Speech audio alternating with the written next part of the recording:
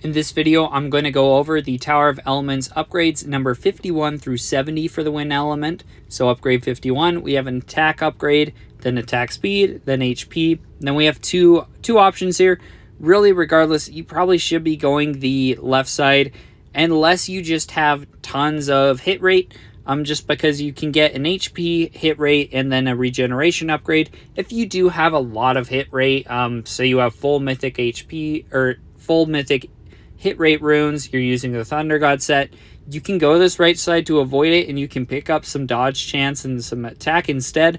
But that skill critical chance isn't going to be much help. So really, especially where I am missing some hit rate, I want this left side to get that hit rate.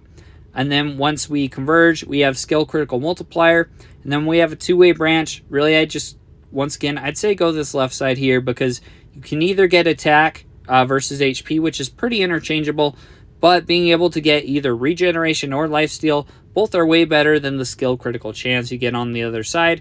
In this case, I did go lifesteal just because I already have a decent amount of regeneration, and in general, lifesteal is going to be a bit better because it scales off of your damage more.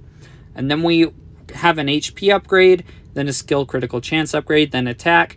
And then we have two long just branches here. On this left side, we have knockback, which knockback's it's not terrible, but it really just isn't that good, especially since there are certain stages that do just negate knockback. Attack 8, HP and attack here, skill critical chance and skill critical multiplier. So in general, I really just would avoid this left side here. We don't want either of those. So we're going to go this right side, which has range damage multiplier, attack, and then you can go either way. You can get some attack and dodge chance or some HP and lifesteal. I did go HP and lifesteal. It's going to be a bit more survivability focused. Really, I just wanted that HP because I needed more HP for win. He was already pretty attack heavy. Then an attack speed bonus, HP. And then we have this final three-way option. On the left side, we have expose weakness. So our option, enemies take an additional 40% damage for 3 seconds after being attacked by slimes. This is nice and actually scales really well with the Wind Element's bonus attack speed you get throughout.